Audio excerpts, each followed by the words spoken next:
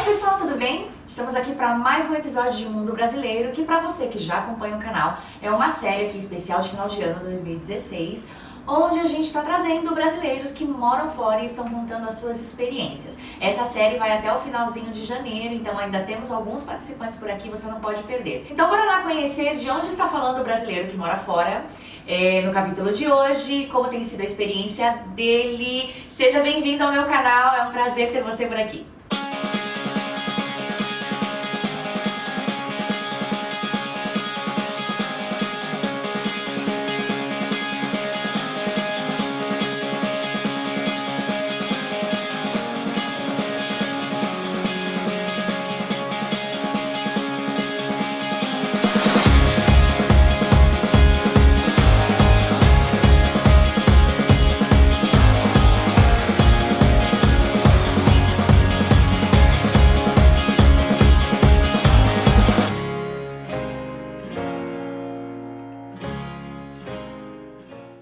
Olá, meu nome é Afonso Solak, a maioria das pessoas me conhece apenas por Fon, e nos últimos 3 anos eu deixei o Brasil e vivo em Alicante, na costa mediterrânea da Espanha.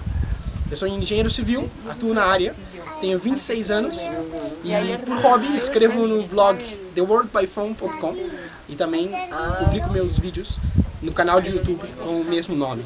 Afonso, muito obrigada pela sua participação. A gente vem conversando por e-mail já há um bom tempo, então eu também já estava ansiosa pelo seu vídeo por aqui. E Espanha é um país que eu tenho assim muito carinho, principalmente depois de aprender espanhol, de ter convívio com outros países que foram colonizados pela Espanha, enfim.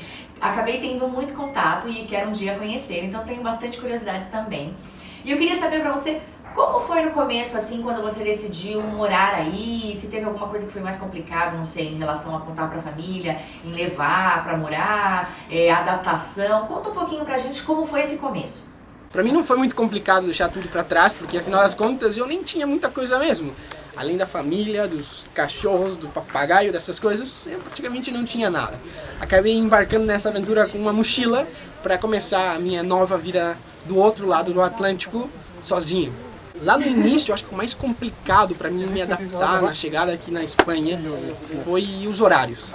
Eles têm uns horários aqui que são bem diferentes dos nossos. Não sei como eles fazem, eles dormem menos horas por noite.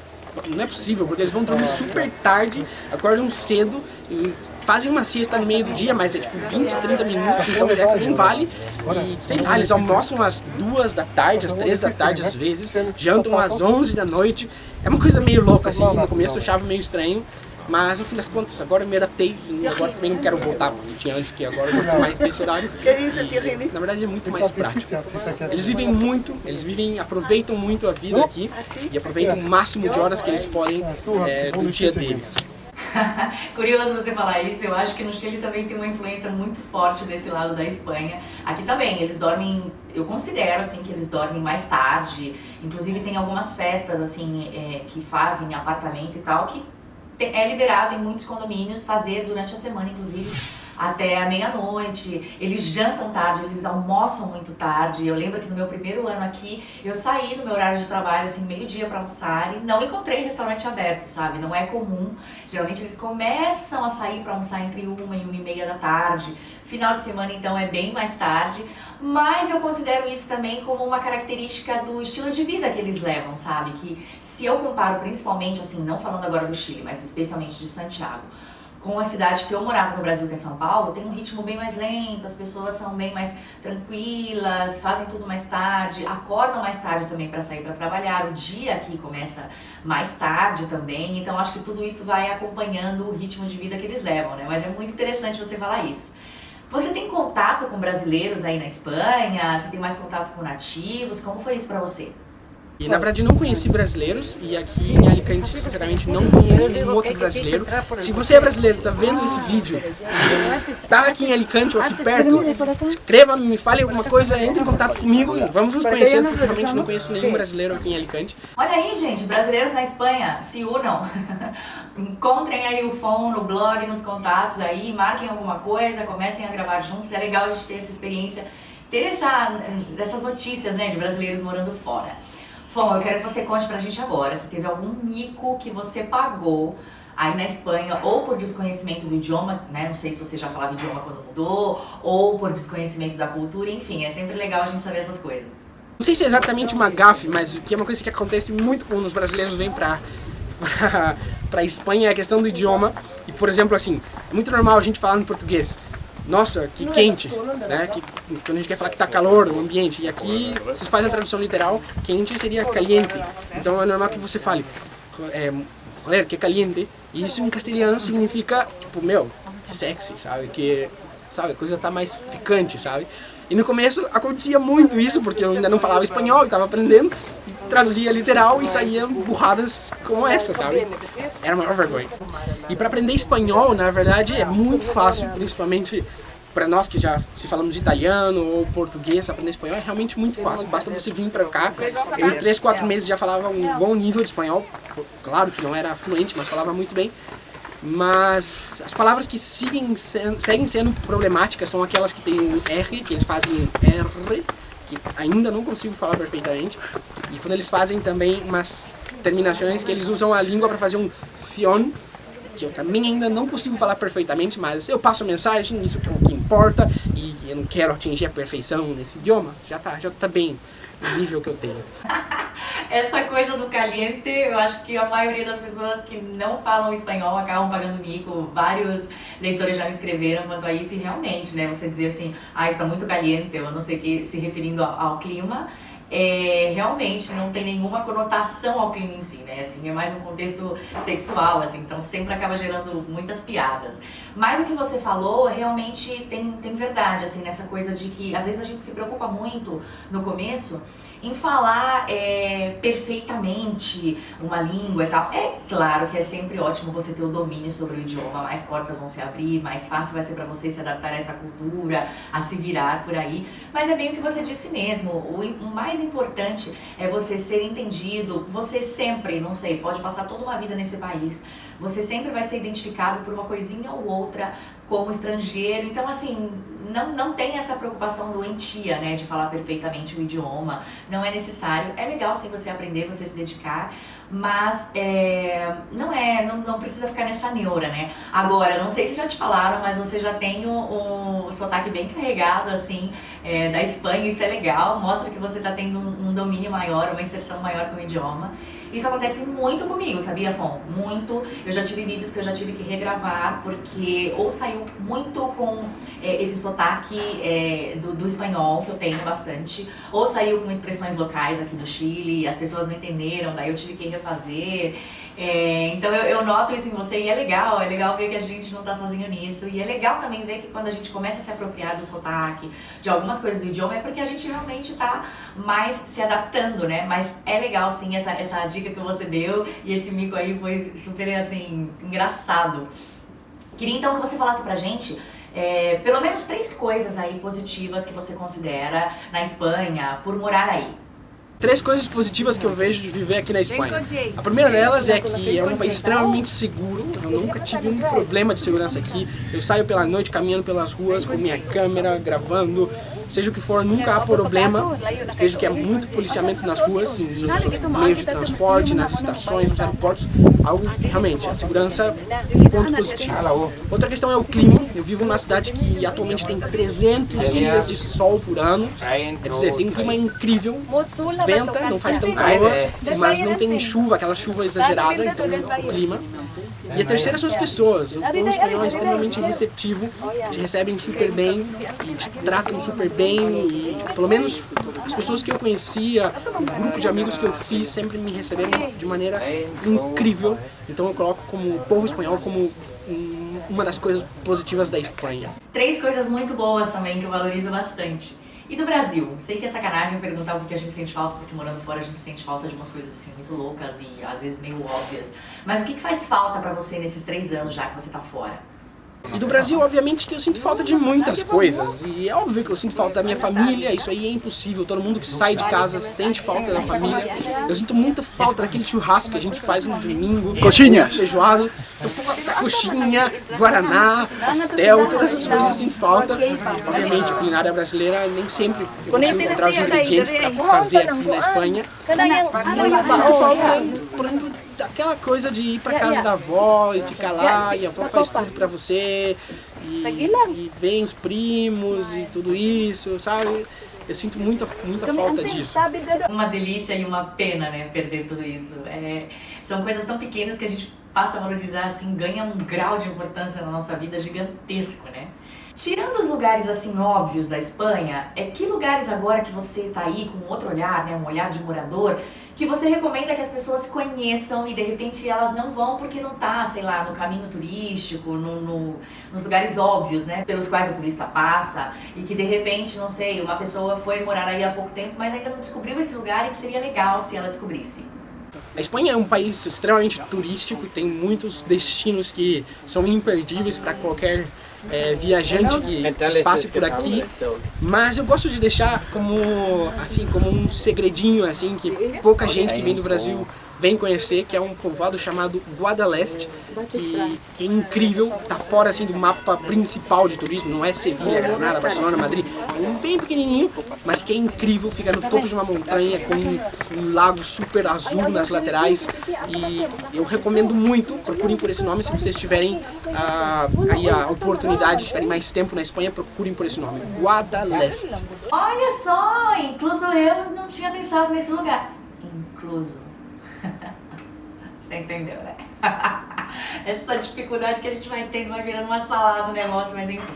O que eu quis dizer é que, inclusive, eu não sabia desse lugar, então já fica a dica aí anotada. Bom, conta pra gente se você...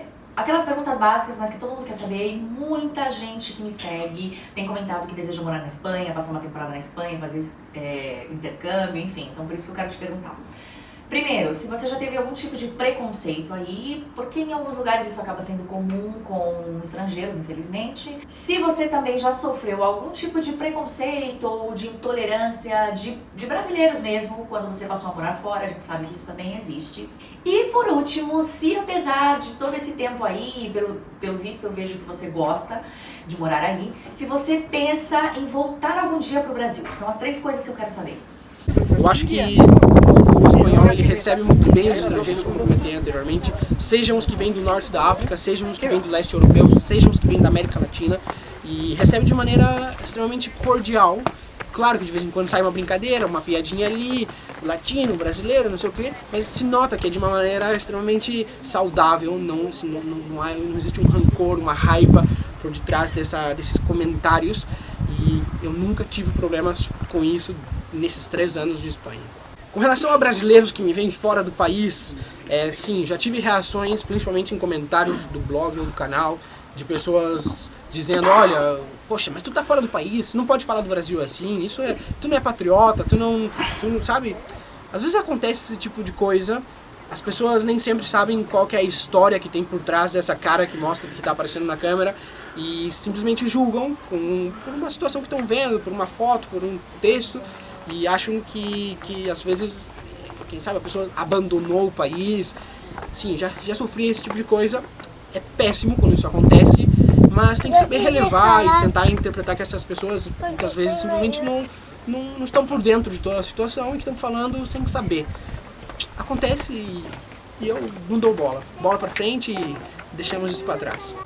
Por mais que a minha vida aqui na Espanha, eu queira ficar aqui por muitos anos, tem sido incrível. Eu não sei quando eu vou voltar embora ainda, não pensei nisso ainda, mas no fim das contas eu me vejo vivendo no Brasil. Quero dizer que a vida aqui, por mais que ela seja longa, ela não será eterna. Quem sabe eu moro em outros países antes de voltar para o Brasil, ou continue viajando como tenho feito ultimamente, viajando bastante sempre que tenho tempo. Eu tenho essa alma nômade, vamos dizer assim, mas eu me vejo mais velho vivendo no meu país.